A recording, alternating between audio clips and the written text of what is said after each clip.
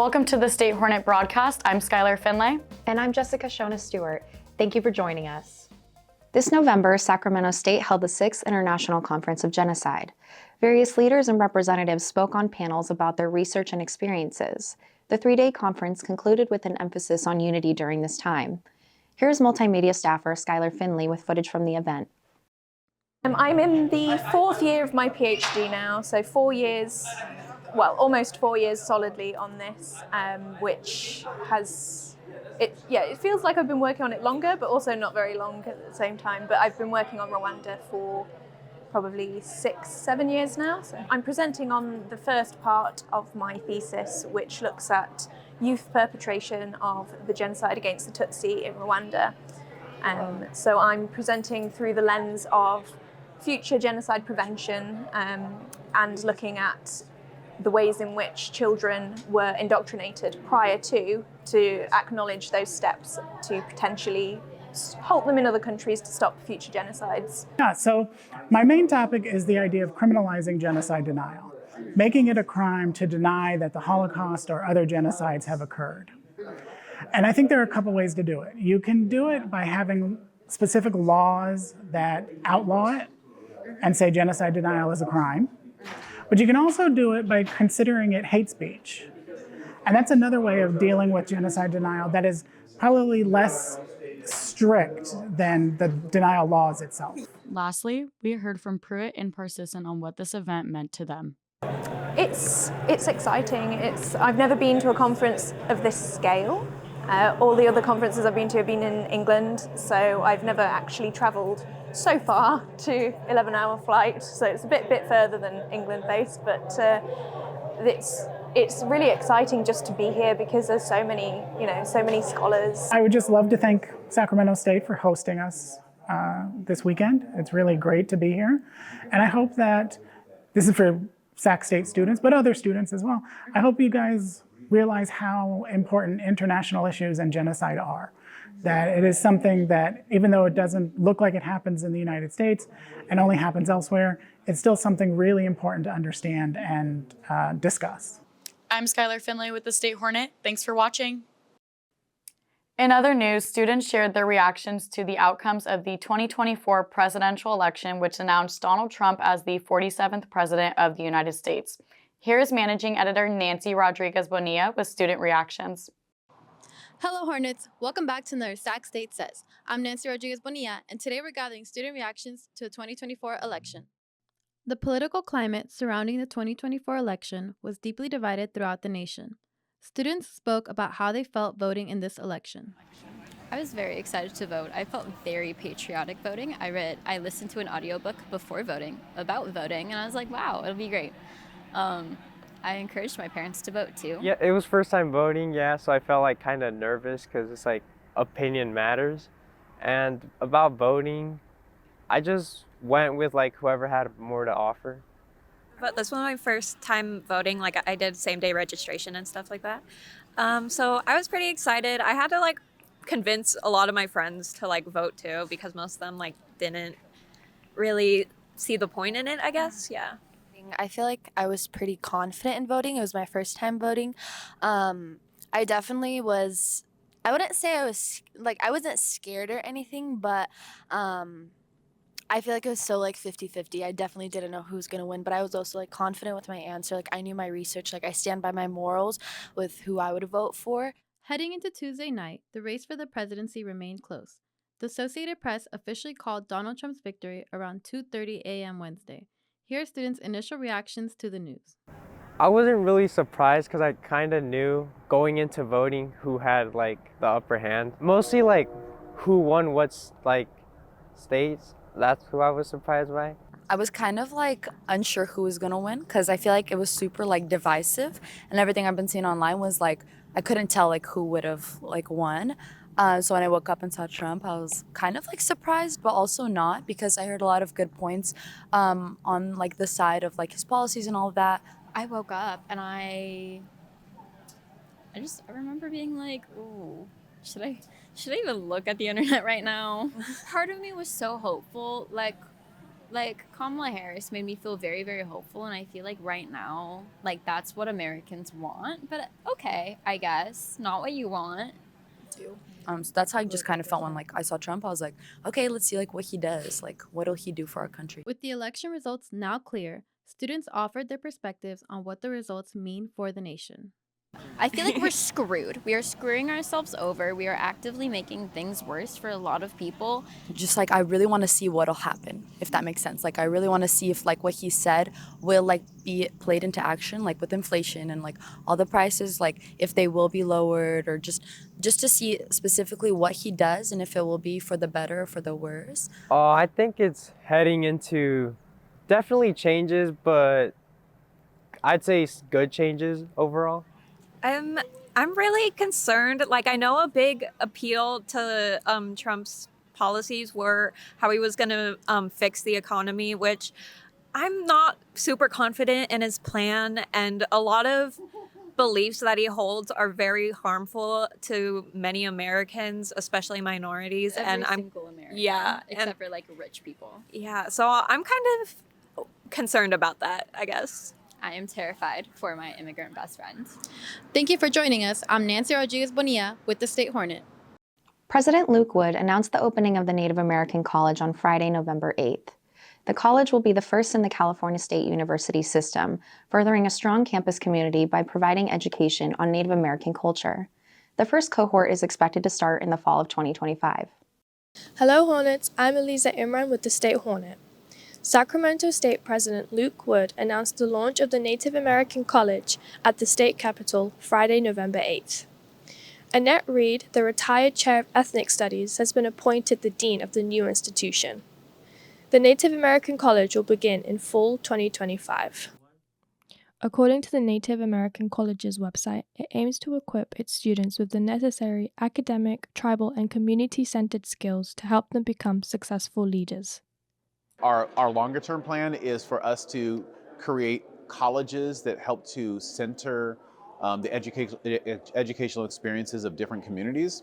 As you mentioned, we're a Hispanic serving institution. We're an Asian American, Native American, Pacific Islander serving institution. We're a Black serving institution. We have the largest population of Native students in the Cal State system. So I think when you start looking at those four communities are eventually, over time, you'll see that we have colleges that serve the needs of those respective communities. And it may look different, right? For the Black community, we did a Black honors college. For the Native community, we're doing a Native American college, right? So one has an honors focus, one has a more focus on life history and culture in a different way. So it doesn't mean that we're gonna do it the same way, but we will have the same intentionality about serving different communities. The Native American College will be the first within the CSU system, aiming to provide a native-based educational experience for students.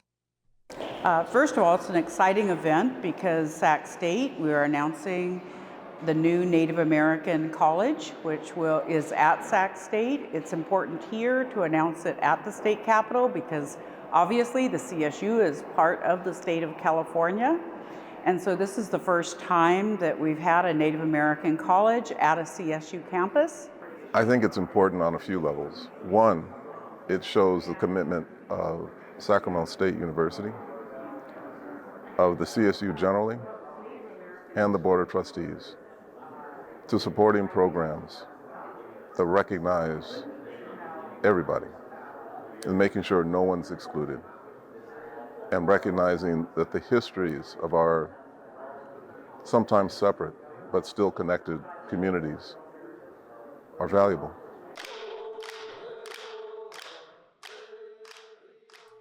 There was a performance of birdsong, a style of Native American music originating from the Cahuilla tribe. Jack Clark, chair of the California State University Board of Trustees, alongside President Wood, shared their appreciation for the event's atmosphere. I felt like it was almost sacred. I felt, and I mean this in a non-denominational way, I felt like I was in church. I was witnessing something that was historic, that was joyful, that was recognizing the deep spiritual traditions behind all of us. And for those who aren't into spirituality, the deep humanity in all of us. Oh, I would say powerful. I would say inspiring. I would say sentimental. It was. I mean, when you hear the bird singing and you see the cultural dances that they're doing, it's like these are people who are sharing their culture with us. Like, how privileged are we that they feel comfortable enough to do that with us? Thanks for tuning in. This is Eliza Imran with the State Hornet. Now here's Evan Patoka and Kai Ariana with sports. Football ends their season with a 3-9 record and 1-7 in Big Sky Conference play after a 42-39 loss at home in the 70th annual Causeway Classic versus UC Davis. The Hornets kept it close against the high-flying Aggie offense, but a 59-yard touchdown run by Lan Larison sealed the deal for Davis. Their only win in conference play was a double overtime win against Weber State, 51-48.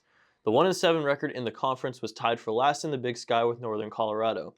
Quarterback Carson Conklin was third in the voting for the Jerry Rice Award, given to the best FCS freshman, behind running backs Adam Jones and Charmar Brown. 5 other players were also nominated for the All-Big Sky teams. Jackson Slater and Will Leota made the first team, Jared Gibson made the second team, and Elijah Tau-Tolliver and Zach Schreiner were honorable mentions. Sac State held their first inaugural Causeway Classic in boxing on November 22nd. The boxing team went against UC Davis, Santa Clara, Cal, and Air Force.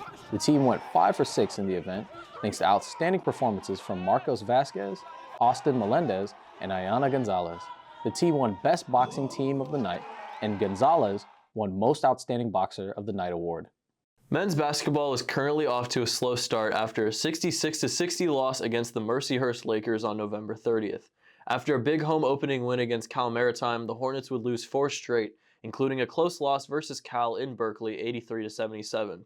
Their only other win was on the road against the Air Force Falcons. Jacob Holt and Julian Vaughns are the only players averaging double-digit points per game, while Holt also leads the team in rebounds per game with 5.9. Sac State plays UC Davis at home on December 14th at 7 p.m.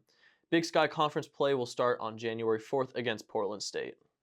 The women's soccer team became the Big Sky Tournament champions for the first time since 2010. They won all their games in penalty kicks due to their defense in all 3 games. Goalie Sierra Sanko won Big Sky MVP after coming off the bench to penalties. She also didn't play a single minute of any of the games. They lost in the NCAA tournament to USC 5-0.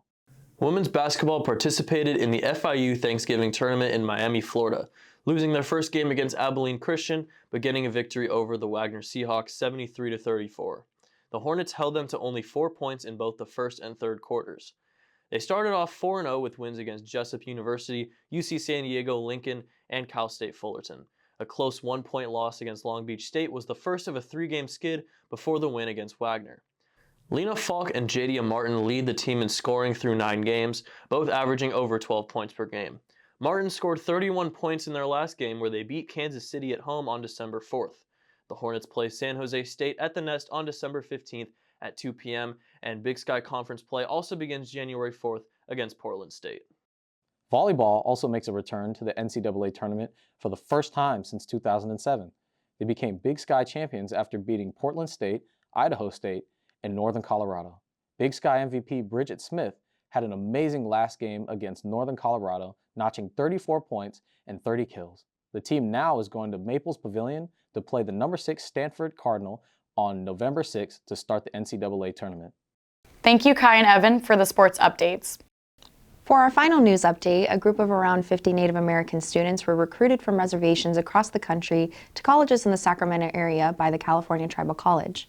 The students who arrived at Sacramento State were disappointed after realizing accommodations promised to them had not been prepared for them, and promises of per-unit pricing would not be met. As a result, some students returned home before the semester began. Juliet Maestas, the president of the CTC, said that it was premature to take on 50 students, and they were unable to meet their goals of funding the remaining costs of the program through scholarships and fundraising. President Luke Woods said the university is working on resolving the internal administrative issues behind this so the program can carry on. Thank you for joining us. This is the State Hornet broadcast. Student news without fear or favor.